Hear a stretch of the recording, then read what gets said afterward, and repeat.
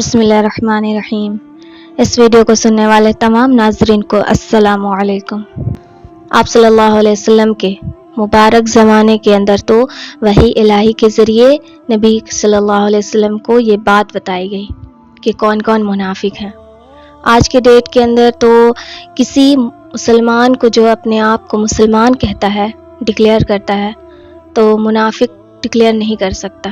اس کی وجہ یہ ہے کہ کسی کے دل کی بات، کسی کی دل کی کیفیت کوئی شخص جج نہیں کر سکتا۔ ہم جانتے ہیں کہ اسامہ ابن زید کون تھے۔ یہ وہ صحابہ تھے، یہ وہ نوجوان تھے جب یہ پیدا ہوئے تو آپ صلی اللہ علیہ وسلم کے چہرے مبارک پر مسکراہٹ آ گئی تھی، اور اسامہ ابن زید رضی اللہ تعالی عنہ کو آپ صلی اللہ علیہ وسلم نے امیر لشکر بنایا، اور جسے ہم چیف آف ملٹری کہتے ہیں، صرف 17 سال کی عمر میں۔ تو اس حوالے سے ایک حدیث ہے جو صحیح مسلم اور صحیح بخاری دونوں میں موجود ہے۔ ایک بار سیدنا اسامہ ابن زید رضی اللہ تعالیٰ عنہ کی ایک جنگ کے دوران ایک کافر کے ساتھ مٹ بھیڑ ہوتی ہے۔ اس دوران جب وہ کافر دیکھتا ہے کہ زید رضی اللہ تعالیٰ عنہ کے تلوار کے نیچے وہ آیا تو اس نے کلمہ پڑھ لیا۔ حضرت اسامہ ابن زید رضی اللہ تعالی عنہ نے اس کے باوجود اس کو قتل کر دیا۔ تو نبی کریم صلی اللہ علیہ وسلم کی خدمت میں یہ مقدمہ پیش ہوتا ہے۔ تو آپ صلی اللہ علیہ وسلم سیدنا اسامہ ابن زید سے فرماتے ہیں کہ تم نے یہ عمل کیوں کیا؟ جب اس نے کلمہ پڑھ لیا تھا تو انہوں نے عرض کیا، یا رسول اللہ صلی اللہ علیہ وسلم، اس نے ڈر کے کلمہ پڑھا۔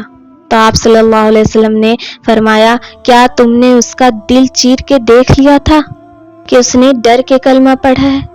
پھر نبی کریم صلی اللہ علیہ وسلم مسلسل تکرار کرتے رہے، اسامہ اس وقت کیا کرے گا جب وہ اللہ کے بارگاہ میں قیامت کے دن کلمہ پڑھتا ہوا کھڑا ہوگا؟